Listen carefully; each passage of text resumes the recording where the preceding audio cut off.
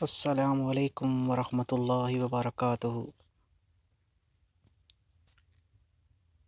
بخاری شریف۔ نبی کریم صلی اللہ علیہ وآلہ وسلم بیمار ہوئے اور جب بیماری شدت اختیار کر گئی تو آپ صلی اللہ علیہ وآلہ وسلم نے فرمایا کہ ابو بکر رضی اللہ تعالیٰ عنہ سے کہو کہ وہ لوگوں کو نماز پڑھائیں۔ اس پر حضرت عائشہ صدیقہ رضی اللہ تعالیٰ عنہا بولیں کہ وہ بہت نرم دل ہیں۔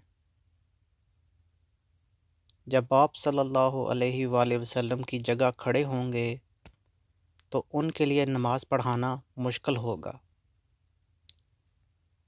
آپ صلی اللہ علیہ وآلہ وسلم نے پھر فرمایا کہ ابو بکر سے کہو کہ وہ نماز پڑھائیں۔ بخاری شریف۔